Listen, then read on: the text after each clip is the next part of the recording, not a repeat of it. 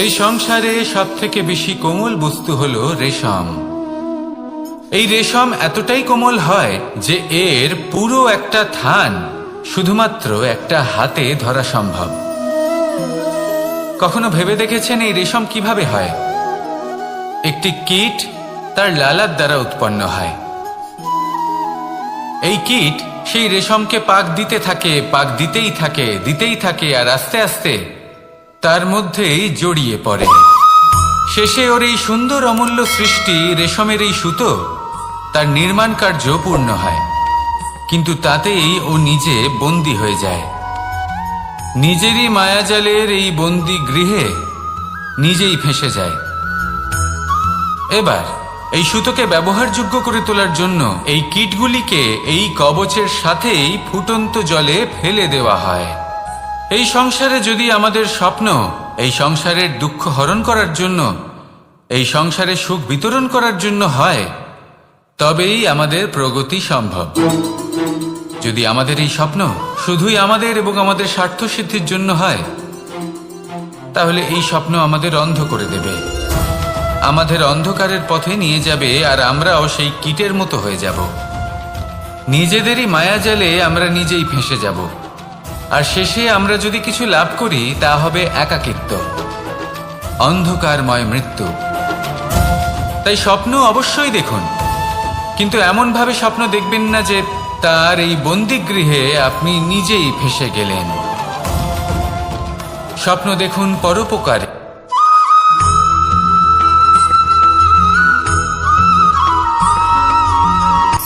শক্তি শক্তি অর্জন করা এতটা কঠিন নয় যতটা শক্তি লাভ করার পরে সেই শক্তি সামলানো কঠিন হয়। কারণ যেই মানুষ শক্তি লাভ করে তার মনে গর্ববোধ জন্মায়, জন্মায় অহংকার, জন্মায় জেদ। তাই শক্তি প্রাপ্ত করার সাথে বিনম্র থাকাও অত্যন্ত আবশ্যক। আর এটা আমাদের শেখা উচিত বৃক্ষের থেকে। বৃক্ষ যা আমাদের ফল দেয়, বৃক্ষ যা যত ফল দেয় ততটাই ঝুঁকে যায়। আমরা পাথর মারি ওই বৃক্ষের থেকে ফল প্রাপ্ত করার জন্য। সেই পাথরের মার সহ্য করেও বৃক্ষ আমাদের ফল দেয়। কোনো গর্ববোধ নেই, কোনো অহংকার বোধ নেই, আর সেই জন্য এই বৃক্ষের পুজো করা হয়। এটাই হলো মাহাত্ম্য শক্তির সাথে বিনম্রতার। যদি এই শক্তি সৃজন করে থাকে, সাহায্য করে থাকে, সম্বল হয়ে থাকে, তবেই সেই শক্তি উপযুক্ত। আর নয়তো সেই শক্তি একদিন আপনাকে আসক্ত অবশ্যই করবে। তাহলে শক্তি অবশ্যই অর্জন করুন, কিন্তু তার সাথে সেই শক্তি সামলানোর মতো বিবেকও আপনাকে অবশ্যই জাগ্রত করতে হবে। তাহলে আসুন আমার সাথে ভালোবেসে বলুন রাধা রাধা।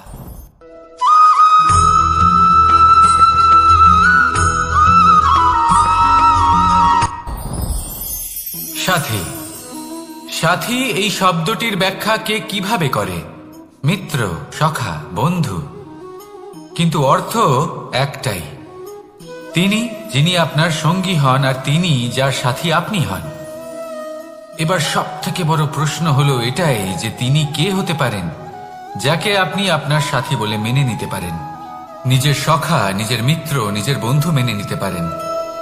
আপনার সাথী হলেন তিনি যিনি দুঃখের সময় আপনার পাশে থাকবেন, আপনার হাত ধরে থাকবেন। আপনার সাথী হলেন তিনি যার হাত আপনি নিজের সুখের দিনে ধরে থাকবেন। সেই সাথীরই হাত ধরুন যিনি দুঃখে সবসময় আপনাকে সাহায্য করার জন্য তৎপর হয়ে থাকেন, আপনার পাশে থাকেন, আর যাকে সুখের দিনে আপনি আপনার সাথে রাখতে পারেন। আর যখন আপনার সাথে আপনার এই সাথী থাকবে, তখন আপনি এটা বুঝবেন যে যখন জীবনে দুঃখ আসে তখন এই দুঃখ কমে যায়, সবার মধ্যে ভাগ হয়ে যায়। আর যদি তখন সুখ আসে তাহলে সেটা সবার উপস্থিতিতে আরো বেড়ে যায়। এটাই হলো প্রেম, এটাই হলো ভালোবাসা, এটাই হলো সঙ্গ। যেমন সম্পর্ক আমার আর রাধার মাঝে। তাহলে আসুন আর আমার সাথে ভালোবেসে বলুন রাধা রাধা।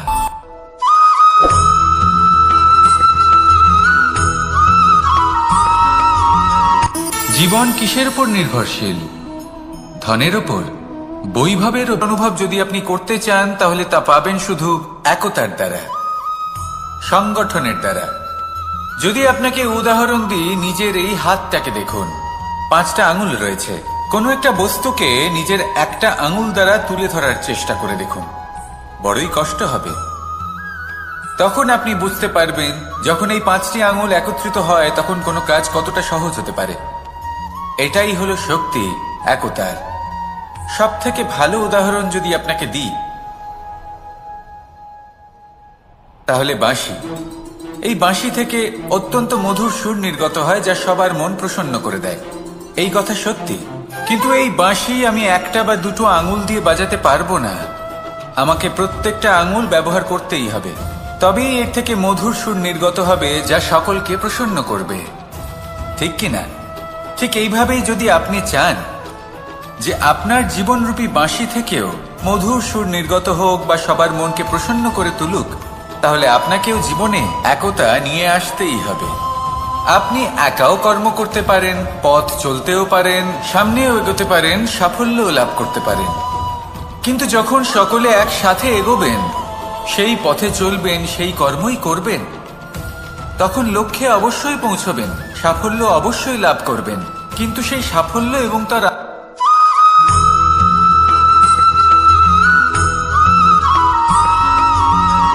পুরুষার্থ। শাস্ত্রে 4 ধরনের পুরুষার্থের কথা বলা হয়েছে। প্রথম হলো ধর্ম। আপনি কি জানেন এই ধর্ম আসলে কি? আপনার কি মনে হয় ধর্ম আসলে কি? কোনো বিশেষ ঈশ্বরকে মানাই কি ধর্ম বলা হয়? নাকি কোনো বিশেষ রীতি পালন করাই হলো ধর্ম? নাকি কোনো বিশেষ সাহিত্যকে সর্বশ্রেষ্ঠ মনে করাই হলো ধর্ম? না, ধর্ম হলো সেটা যাকে ধারণ করা যেতে পারে। আর ধারণ শুধু সেটাই করা যায় যা পবিত্র। পবিত্র শুধু তাকেই বলা হয় যা নিঃস্বার্থ, যার মধ্যে শাসন করার কোনো ইচ্ছে নেই, যা সরলভাবেই প্রবাহমান, জল এবং বায়ুর মতো। যখন কোনো ব্যক্তি ধর্মকে ধারণ করেন এবং সেই ধর্ম সেই ব্যক্তিকে রক্ষা করে, তখন তাকে ধর্ম বলা হয়। ধর্ম যা রক্ষা করে অহংকার থেকে, খারাপ চিন্তার হাত থেকে। সেই জন্য পুরুষার্থ গড়ে তোলার আগে, ধর্ম পালন করার আগে ধর্মের প্রকৃত অর্থ কি সেটা বুঝে নিন। এটা জেনে রাখুন যে সমস্ত ধর্মের আধার, সমস্ত ধর্মের ভিত শুধুমাত্র ভালোবাসা। আসুন আর এই ভালোবাসার সাথেই বলুন রাধা রাধা।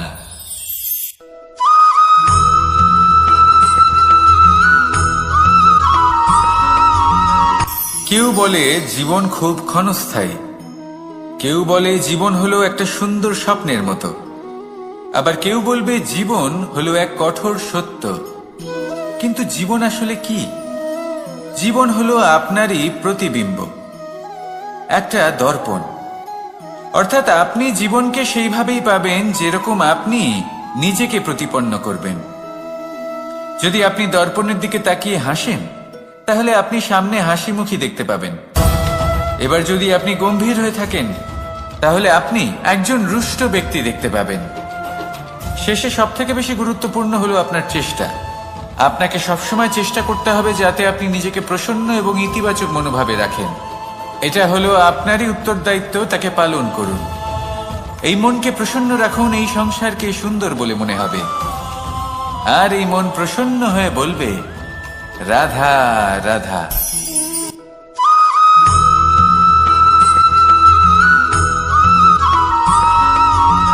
এই সংসারে প্রত্যেক মানুষ এটাই চান যে তিনি যেন ধনবান হন, আর্থিক অবস্থা তার ভালো থাকে, ওনার বাড়িতে লক্ষ্মীর আগমন হয়। কিন্তু সেটা হবে কি করে, সেটাই হলো প্রশ্ন। কেউ বলেন যে যদি পরিশ্রম করো তাহলে ধন অর্জন সম্ভব, কেউ বলেন যে যদি বিদ্যা লাভ হয় তবেই ধন অর্জন সম্ভব, কেউ বলেন যে যদি বলশালী হও তবেই সম্পন্ন থাকবে। ভালো কথা, যদি তাই হয়ে থাকে, তবে দিনমজুর সারা দিন পরিশ্রম করেন, তিনি কেন ধনী হন না? অনেকজন বিদ্বান মানুষ আছেন এই সংসারে, তারা কেন ধনবান হন না?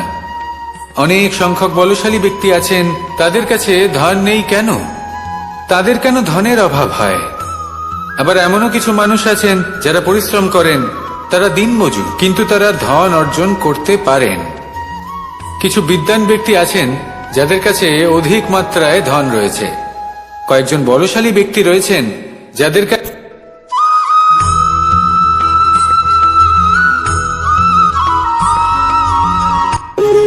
যখন মানুষের মৃত্যু হয় তখন কি হয়? অনেক সংখ্যক মানুষ শোক পালন করতে চলে আসেন। যে ব্যক্তি মৃত্যু লাভ করেছেন তার অনেক বস্তু থাকে যেগুলো তার প্রিয়, যেগুলো তিনি ব্যবহার করেছেন।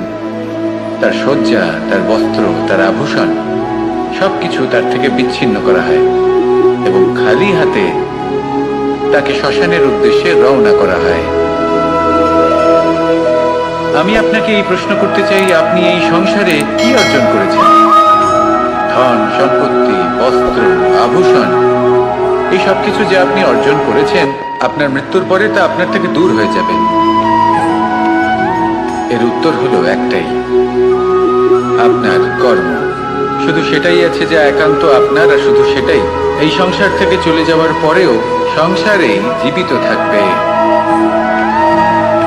যদি আপনি দুষ্কর্ম করেন তাহলে এই সংসার আপনাকে একটি অনুচিত উদাহরণ হিসেবে মনে রাখবে যে এই ব্যক্তি খুব পাপী ছিল, অনুচিত কর্ম করতেন।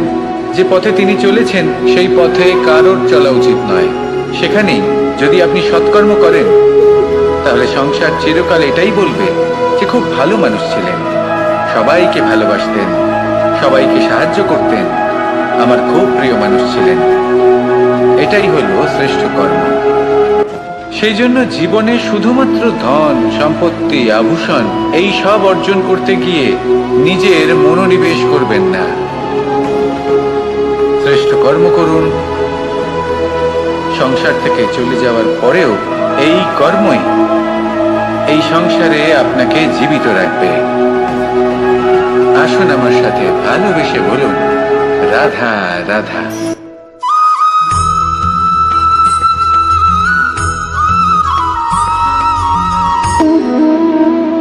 সম্পর্ক হলো আমাদের জীবনের একটি আধার। কিছু সম্পর্ক এমন যে আমরা জন্মসূত্রে লাভ করি, যেমন পরিবার, মা, বাবা। কিছু সম্পর্ক আছে যে আমরা জীবনে অর্জন করে থাকি, তা সে প্রেমের হোক, স্নেহের হোক বা বন্ধুত্বের। এই সকল সম্পর্ক লাভ করার বা গড়ে তোলার 5টি ধাপ রয়েছে। প্রথম ধাপ, কোনো ব্যক্তির সাথে আলাপ হওয়া, তার সাথে কথা বলা বা তাকে দেখা।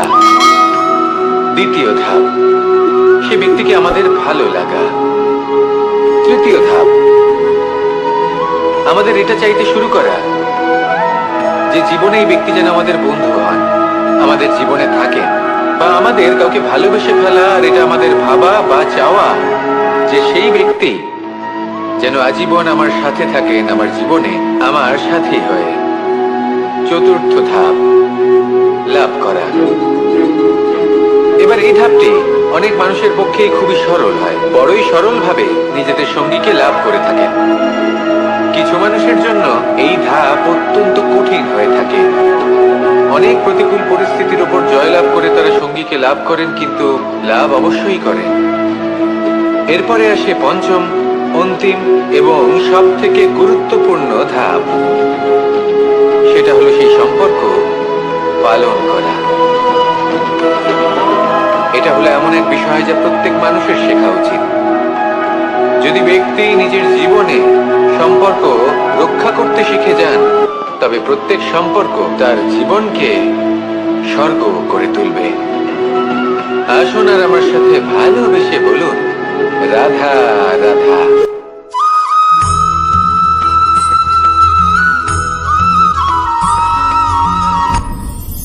আপনি কি কখনো কোনো জলের ধারা দেখেছেন?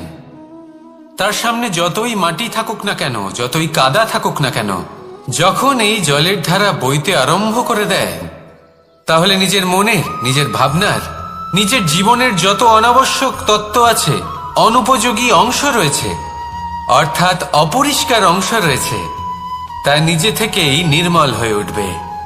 আর যেরকম জলের ধারা কখনো থেমে থাকে না, সব সময় বয়ে চলে, সেইভাবে আপনিও কখনোই থামবেন না, সবসময় বয়ে চলুন, এগোতে থাকুন। পথে যদি অনেক বিপদ আসে, সমস্যা আসে, থামবেন না, তার উপর নিরন্তর প্রহার করুন, নিরন্তর প্রয়াস করুন আর অগ্রসর হন। আপনি ভেবে দেখুন, এই জলের ধারা কখনো থেমে থাকে না, সবসময় বয়ে চলে, বিপদের সম্মুখীন হয়ে তাকে সাথে বয়ে নিয়ে চলে। সেই জন্য জলের ধারা, প্রবাহমান এই ধারা, এর থেকে কখনো দুর্গন্ধ আসে না, এতে কখনো ময়লা জমতে পারে না, বরং পালিত হয় সুন্দর প্রাণবন্ত জীবজন্তু, যেমন সুন্দর ছোট মাছ।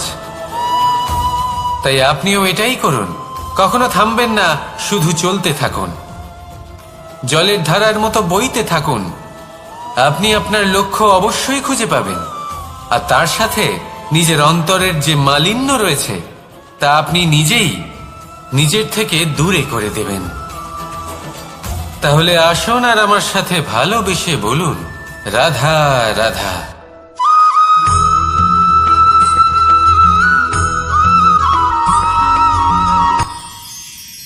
মানুষ তার জীবনে দুই ধরনের পরিস্থিতিকে খুব ভয় পায়।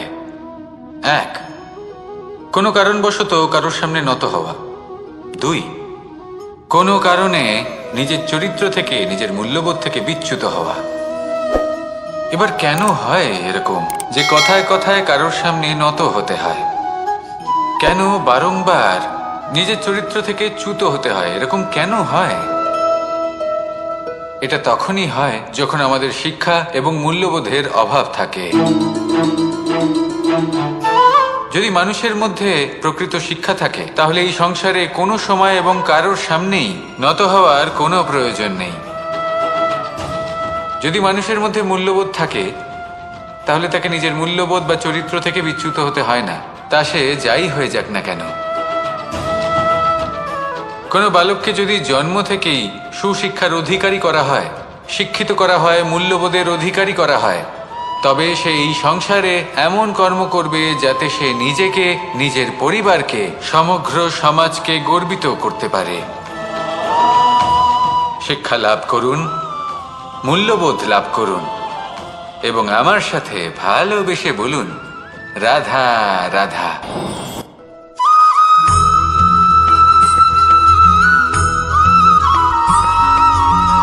আপনি কখনো কোনো বাজকে নিজের বাসা বানাতে দেখেছেন?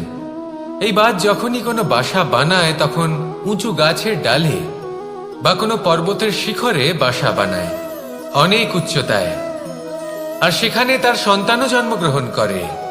যখন এই সন্তানেরা জন্মায়, তখন এই বাজ খুবই ভালোবেসে এবং খুব সাবধানে এদের পালন পোষণ করে, নিজের ঠোঁট দিয়ে তাদের ঠোঁটে খাবার পরিবেশন করে। কিন্তু যেই সেই সন্তানেরা হৃষ্টপুষ্ট হয়ে যায় এবং সেই কথা বাজ নিজে বুঝতে পেরে যায়, সেই বাজ নিজেই সেই বাসা ছিন্ন ভিন্ন করে দেয়। সেই সন্তান যাদের সবেমাত্র ডানা গজিয়েছে, কিভাবে উঠতে হয় তারা জানে না, সেই সন্তানগুলিকে উচ্চতা থেকে ঠেলে দেয়। সেই সন্তান প্রথমে ভয়ভীত হয়ে যায়, তারা সামনে মৃত্যুকে দেখতে পেয়ে ভয়ের কারণে তাদের ডানা ঝাপটাতে থাকে, আর সেই প্রক্রিয়াতেই সেই সন্তানগুলি উড়তে শুরু করে দেয়। এবার এই ঘটনায় আমরা কি শিক্ষা পেতে পারি? এটাই, যদি আপনি মাতা পিতা হন, তাহলে নিজের সন্তানকে অবশ্যই স্নেহ করুন, কিন্তু তাদেরকে নিজের আঁচলের তলায় বেঁধে রাখবেন না। যদি আপনি চান আপনার সন্তান জীবনে উন্নতি করুক, তাহলে নিজের মুঠো থেকে তাদের স্বতন্ত্র করে দিন, এই সংসারে সংঘর্ষ করতে দিন। সেই সন্তান নিজেই বুঝতে পারবে যে জন্মের সময় পাওয়া ডানা কি করে ব্যবহার করতে হয়, আর আপনার চোখের সামনে আপনার সন্তান এই আকাশে উড়তে থাকবে। তাহলে আসুন আমার সাথে ভালোবেসে বলুন, রাধা রাধা।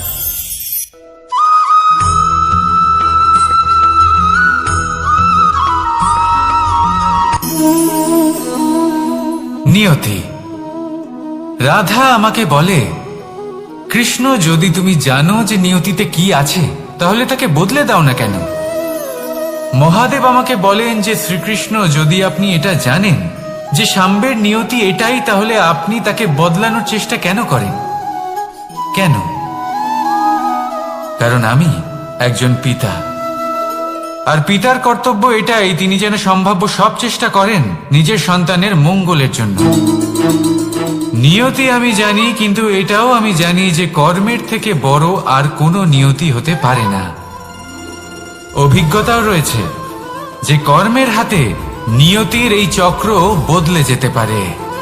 তাই জীবনে যদি আপনার কখনো এমন মনে হয় যে এটা তো অসম্ভব, তখনও চেষ্টা করা কখনোই ছাড়বেন না। কে বলতে পারে আপনারই কর্মের কোনো এক বীজ হয়তো নিয়তির চাকায় আটকে গেল, আর নিয়তিকে নিজের পথ পাল্টাতে হলো, ঠিক কি না? সেই জন্য নিয়তিকে ভাগ্য মেনে নিয়ে চুপ করে বসে থাকবেন না। নিজের নিয়তি স্বয়ং নিজের কর্মের দ্বারা নির্ধারিত করুন, কারণ আপনার এই কর্মের ওপরেই আপনার অধিকার রয়েছে, আর এই অধিকারকে নিয়তি অনেক সময় সম্মানও করে। তাহলে আসুন আর আমার সাথে ভালোবেসে বলুন, রাধা রাধা।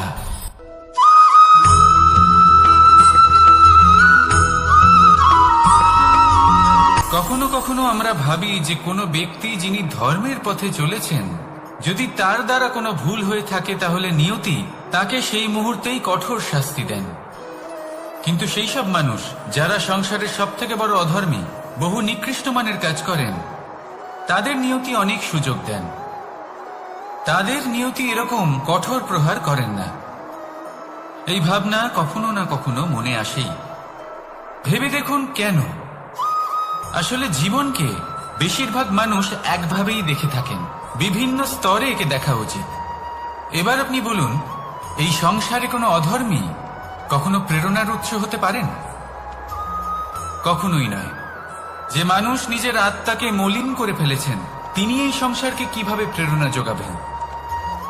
উনি নিজেই বুঝতে পারেন না কোনটা করা উচিত, ধর্ম কোনটা। তাই নিয়তি তাকে একটা সুযোগ দেন, এটা বোঝার সুযোগ দেন যে কোনটা উচিত, কোনটা ধর্ম। সুযোগ দেন নিজের বিবেক জাগিয়ে তোলার, তাকে সুযোগ দেন নিজের অন্তরাত্মার ডাক শোনার। যখন তাতেও কাজ হয় না, তখন নিয়তির কাছে একটাই পথ বাকি থাকে, আর তা হল মহাবিনাশ। মহাবিনাশ হয়তো দেরিতেই আসতে পারে, কিন্তু তা অবশ্যই আসবে। আর যখন মহাবিনাশ আসে, তখন মহাবিনাশের যন্ত্রণা সমগ্র মানব জীবনের যন্ত্রণার থেকে অনেক বেশি হয়। এই কথাটা সবসময় মনে রাখবেন। আর অন্যদিকে যে মানুষ ধর্মের পথে চলছেন, তার দ্বারা যদি কোনো ভুল হয়ে থাকে, তখন নিয়তি তার পরীক্ষা নেন। কিছুক্ষণের জন্য মানুষের মনে হতে পারে নিয়তি তাকে কঠোর শাস্তি দিয়েছেন।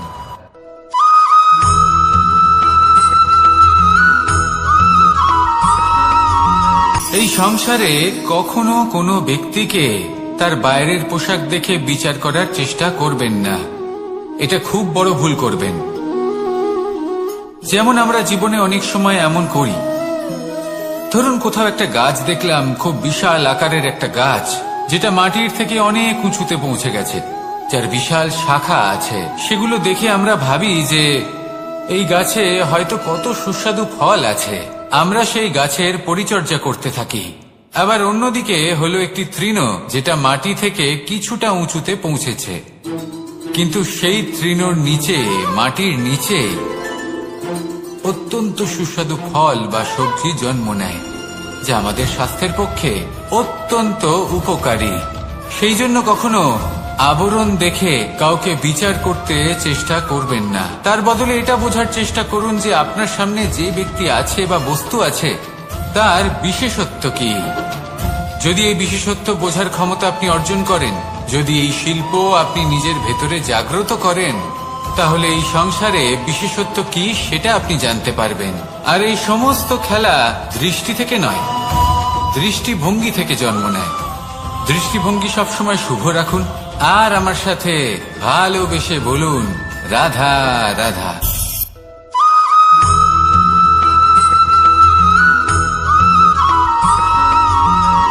পুরুষার্থ। শাস্ত্রে 4 ধরনের পুরুষার্থের কথা বলা হয়েছে। প্রথম হলো ধর্ম, আপনি কি জানেন এই ধর্ম আসলে কি? আপনার কি মনে হয় ধর্ম আসলে কি? কোনো বিশেষ ঈশ্বরকে মানাই কি ধর্ম বলা হয়? নাকি কোনো বিশেষ রীতি পালন করাই হলো ধর্ম? নাকি কোনো বিশেষ সাহিত্যকে সর্বশ্রেষ্ঠ মনে করাই হলো ধর্ম? না, ধর্ম হলো সেটা যাকে ধারণ করা যেতে পারে। আর ধারণ শুধু সেটাই করা যায় যা পবিত্র। পবিত্র শুধু তাকেই বলা হয় যা নিঃস্বার্থ, যার মধ্যে শাসন করার কোনো ইচ্ছে নেই, যা সরলভাবেই প্রবাহমান, জল এবং বায়ুর মতো। যখন কোনো ব্যক্তি ধর্মকে ধারণ করেন এবং সেই ধর্ম সেই ব্যক্তিকে রক্ষা করে, তখন তাকে ধর্ম বলা হয়। ধর্ম যা রক্ষা করে অহংকার থেকে, খারাপ চিন্তার হাত থেকে। সেই জন্য পুরুষার্থ গড়ে তোলার আগে, ধর্ম পালন করার আগে ধর্মের প্রকৃত অর্থ কি সেটা বুঝে নিন। এটা জেনে রাখুন যে সমস্ত ধর্মের আধার, সমস্ত ধর্মের ভিত শুধুমাত্র ভালোবাসা। আসুন আর এই ভালোবাসার সাথেই বলুন রাধা রাধা।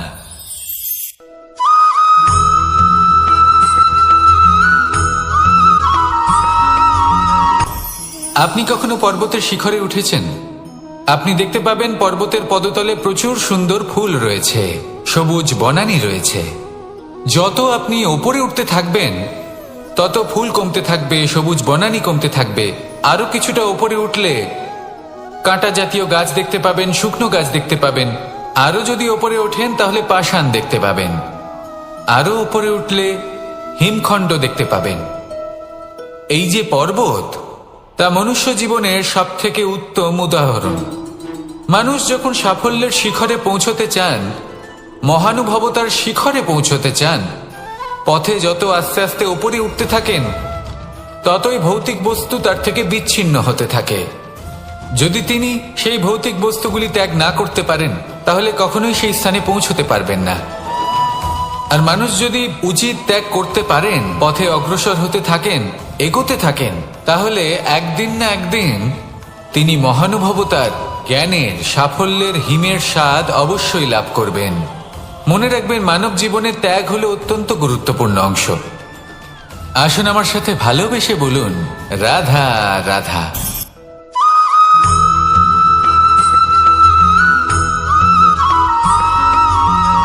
কেউ বলে জীবন খুব ক্ষণস্থায়ী, কেউ বলে জীবন হলো একটা সুন্দর স্বপ্নের মতো, আবার কেউ বলবে জীবন হলো এক কঠোর সত্য।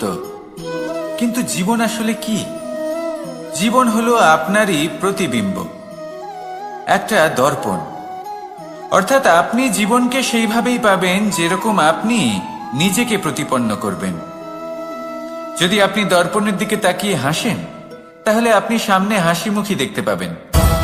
এবার যদি আপনি গম্ভীর হয়ে থাকেন, তাহলে আপনি একজন রুষ্ট ব্যক্তি দেখতে পাবেন। শেষে সবথেকে বেশি গুরুত্বপূর্ণ হলো আপনার চেষ্টা। আপনাকে সবসময় চেষ্টা করতে হবে যাতে আপনি নিজেকে প্রসন্ন এবং ইতিবাচক মনোভাবে রাখেন। এটা হলো আপনারই উত্তরদায়িত্ব, তাকে পালন করুন। এই মনকে প্রসন্ন রাখুন, এই সংসারকে সুন্দর বলে মনে হবে। আর এই মন প্রসন্ন হয়ে বলবে রাধা রাধা।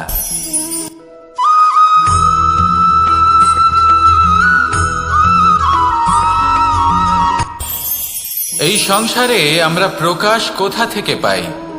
এর উত্তর বড়ই সরল। ভোরে যখন সূর্যোদয় হয়, তখন প্রকাশের কিরণ আমাদের ঘরে এসে পৌঁছয়। এইভাবেই আমরা প্রকাশ লাভ করি। এবার এই প্রকাশের আলোতেই আমরা সারাদিনের কাজ সম্পন্ন করি। সন্ধে হয়ে যায়, সূর্যাস্তও হয়ে যায়। আর আমাদের ঘর যাতে অন্ধকার না হয়, তার জন্য আমরা একটা প্রদীপ প্রজ্বলিত করি। এটাই ঘটে আমাদের জীবনেও। এবার প্রবাহমান আয়ুর সাথে আমরা আমাদের অন্তরে যদি একটা প্রদীপ প্রজ্বলিত করে নিই, তাহলে বিষয়টাই অন্যরকম হবে।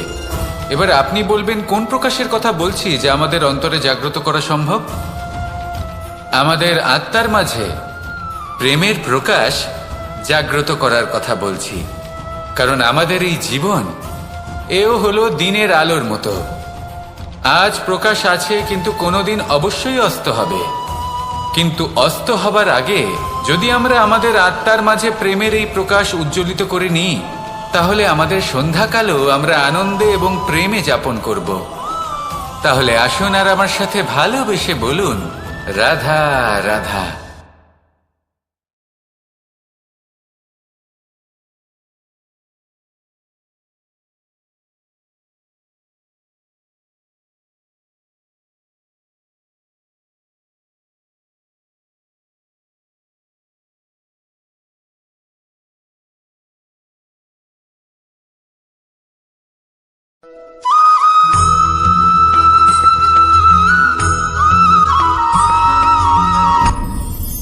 আপনি কি কখনো কোনো জলের ধারা দেখেছেন? তার সামনে যতই মাটি থাকুক না কেন, যতই কাদা থাকুক না কেন, যখন এই জলের ধারা বইতে আরম্ভ করে দেয়, তাহলে নিজের মনে, নিজের ভাবনার, নিজের জীবনের যত অনাবশ্যক তত্ত্ব আছে, অনুপযোগী অংশ রয়েছে, অর্থাৎ অপরিষ্কার অংশ রয়েছে, তা নিজে থেকেই নির্মল হয়ে উঠবে।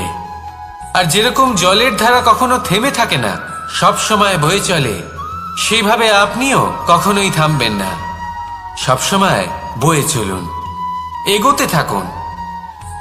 পথে যদি অনেক বিপদ আসে, সমস্যা আসে, থামবেন না, তার উপর নিরন্তর প্রহার করুন, নিরন্তর প্রয়াস করুন আর অগ্রসর হন।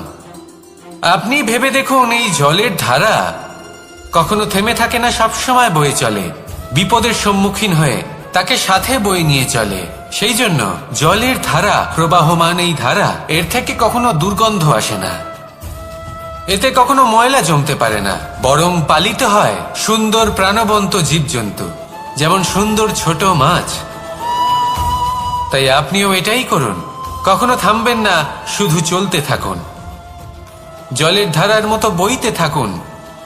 আপনি আপনার লক্ষ্য অবশ্যই খুঁজে পাবেন, আর তার সাথে নিজের অন্তরের যে মালিন্য রয়েছে, তা আপনি নিজেই নিজের থেকে দূরে করে দেবেন।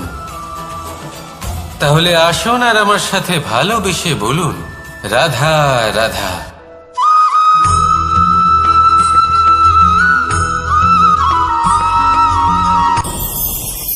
ভয়ের সাথে আমরা সবাই পরিচিত, কষ্টও আমরা সবাই পেয়েছি। কখনো কখনো আমরা অসুস্থ হয়ে পড়ি, আর এমন সময় হলে মাতার মমতা, কখনো বাবার স্নেহ, কখনো বন্ধুদের পাশে থাকার অনুভূতি আমাদের রোগ নিরাময়ে সাহায্য করে। কখনো যদি আমরা নিরাশ হয়ে পড়ি, তখন যদি আমাদের কোনো আপনজন আমাদের দুটো ভালো কথা বলে, তখন আমাদের মনোবল বেড়ে যায়। ঠিক তেমন সংসারের এই রঙ্গমঞ্চে যদি আপনি পীড়িত অনুভব করেন, কিছু শুভ কথা আলোচনা করুন, কিছু স্তুতি গান করুন, কিছু মুহূর্তের জন্য হলেও নিজের ইষ্টদেবের কথা স্মরণ করুন আর প্রার্থনা করুন। সাহস বাড়বে, শক্তিও বৃদ্ধি পাবে এবং সামনে এগিয়ে চলার পথও দেখতে পাবেন। তখন এই মন প্রসন্ন হয়ে বলবে, রাধা রাধা।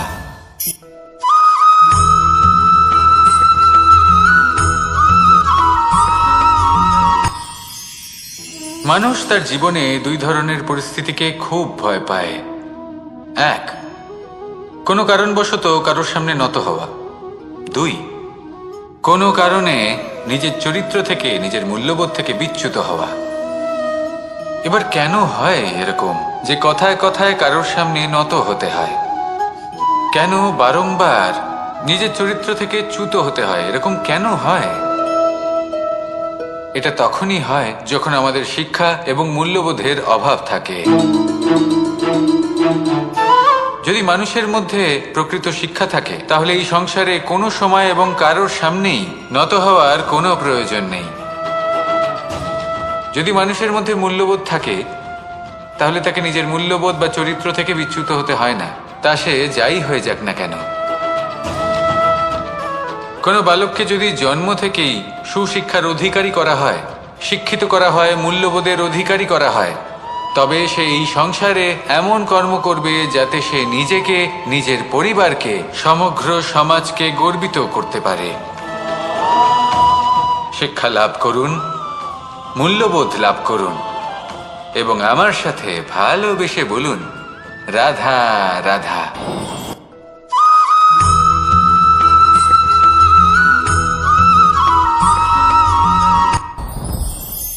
সাথী। সাথী এই শব্দটির ব্যাখ্যা কে কিভাবে করে? মিত্র, সখা, বন্ধু। কিন্তু অর্থ একটাই, তিনি যিনি আপনার সঙ্গী হন আর তিনি যার সাথী আপনি হন। এবার সব থেকে বড় প্রশ্ন হলো এটাই যে তিনি কে হতে পারেন যাকে আপনি আপনার সাথী বলে মেনে নিতে পারেন, নিজের সখা, নিজের মিত্র, নিজের বন্ধু মেনে নিতে পারেন।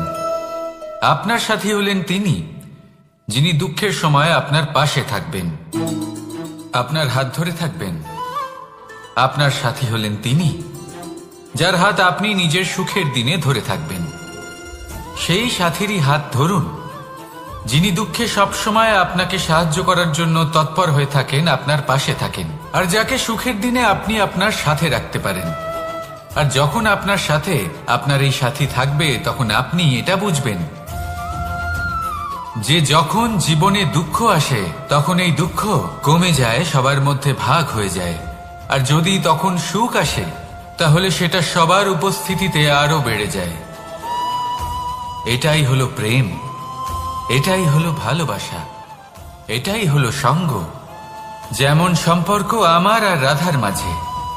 তাহলে আসুন আর আমার সাথে ভালোবেসে বলুন, রাধা রাধা।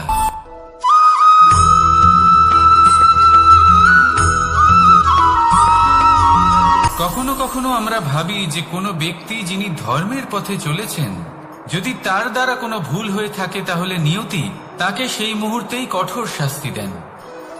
কিন্তু সেই সব মানুষ যারা সংসারের সব থেকে বড় অধর্মী, বহু নিকৃষ্ট মানের কাজ করেন, তাদের নিয়তি অনেক সুযোগ দেন।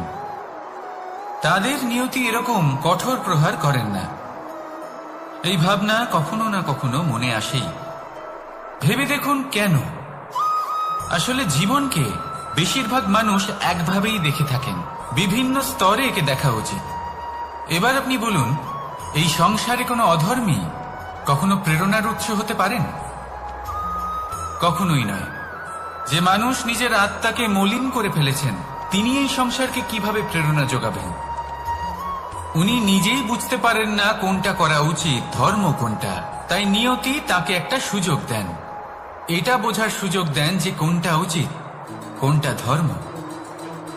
সুযোগ দেন নিজের বিবেক জাগিয়ে তোলার, তাকে সুযোগ দেন নিজের অন্তরাত্মার ডাক শোনার। যখন তাতেও কাজ হয় না তখন নিয়তির কাছে একটাই পথ বাকি থাকে, আর তা হল মহাবিনাশ।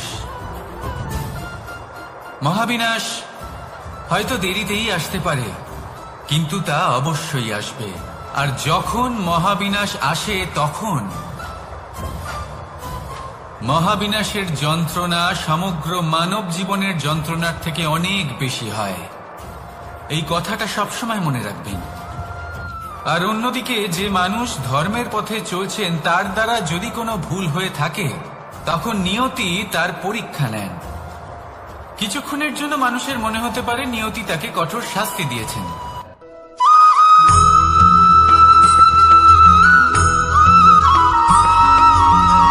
মানুষের মানসিকতা এমন হয় যে সে যতটা করে আশা করে যে তার থেকে অনেক বেশি তার বদলে সে পাবে।